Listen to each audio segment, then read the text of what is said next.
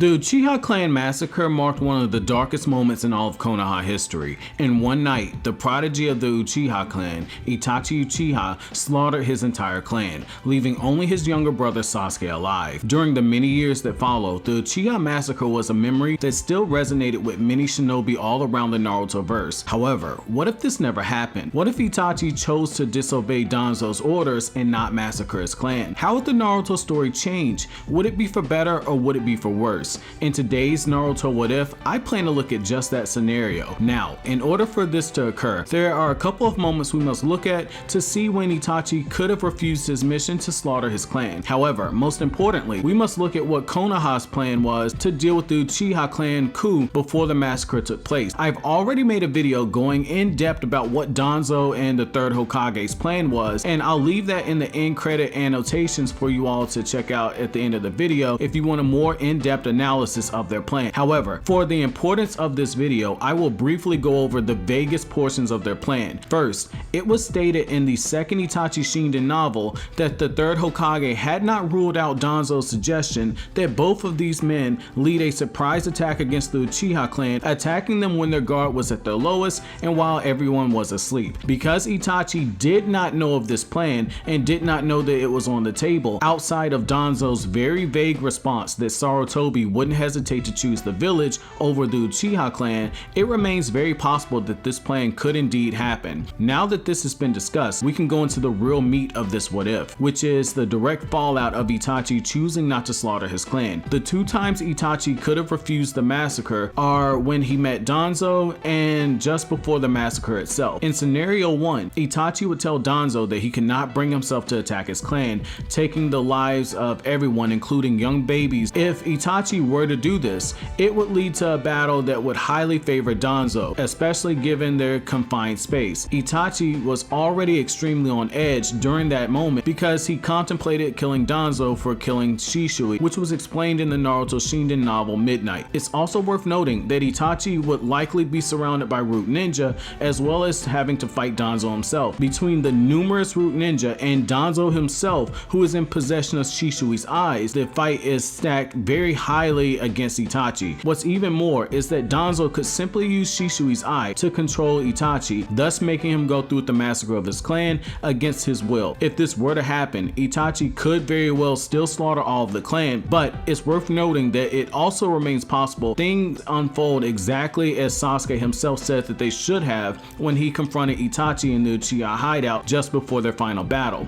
Sasuke stated that even for as powerful as Itachi was, even he could not take out every single member of the Uchiha clan alone. If you believe that Itachi can kill everyone, then the massacre gets completed and Danzo eventually takes Itachi's eyes or continues to control him using Shisui's eye. If you believe that eventually the Uchiha could overpower Itachi, then the Uchiha coup would still happen. If this were to happen, then eventually another village would invade Konoha. In scenario 2, Itachi would still go to the cliff where Shisui died, where he knew that Obito was lingering, and instead of confirming that he would indeed go through with the plan to slaughter the Uchiha, he would announce to the open air that he could not go through with it. Depending on what you believe Obito's reaction would be, things would change drastically. Obito could still very well attack Itachi right on the spot, potentially killing him since Itachi did not know the full extent of Obito's Kamui. However, I believe that Obito is greater served by respecting Itachi's decision and staying in the shadows. It's important to remember that Obito's big picture goal was the infinite Tsukiyomi, which means that he could benefit more from the massacre not happening and continuing to move in the shadows, which I will discuss later on in the video. It's at this point that Itachi has two options. Option 1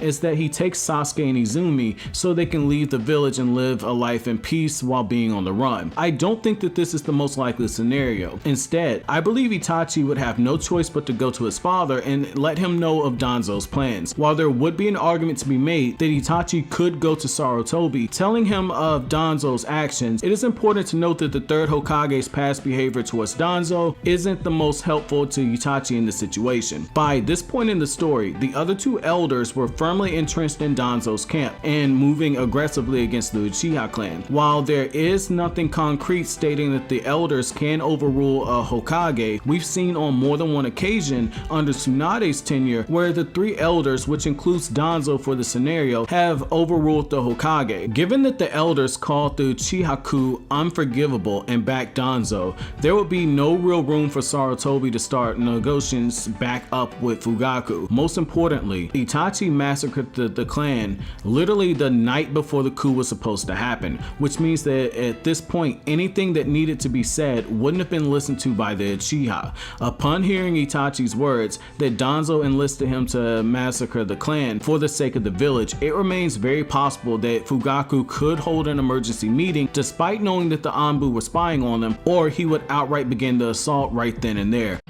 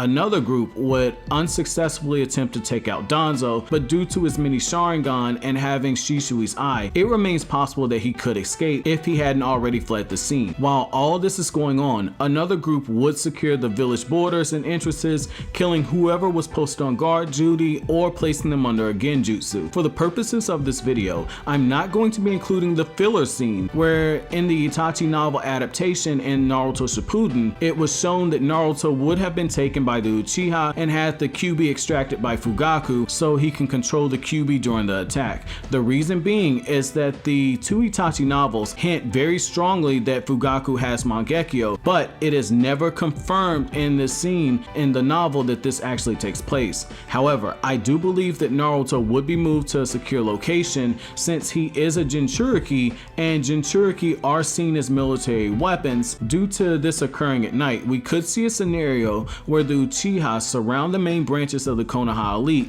like the Hyuga clan and await orders from Fugaku. While it is very possible that a fight breaks out between the Uchiha and the Hyuga, which will be really epic to see, it is also possible that Hinata's father takes time to assess the situation before launching into action. It's at this point where Itachi's role becomes very critical. If Itachi were to keep the third Hokage under the Tsukuyomi for the full 72 hours until he gave in to the demands to make Fugaku the fifth Hokage. Due to Sarutobi being so old, it is possible that his mind would be broken much faster than Kakashi's was in the manga. More than likely, Sarutobi gives in to the demands to make Fugaku the fifth Hokage before entering into a comatose state. Since all of this would have happened in 1,000th of 1,000,000th of a second, any fights between the Uchiha and the other clans likely would not have occurred yet. However, the moment it is announced that Fugaku is now the fifth Hokage, it remains very possible that the civil war that both Obito and Danzo spoke of could indeed erupt. If this does indeed happen, it's in the aftermath of this that another village would likely attack. And that's where we're gonna leave off part 1. So part 2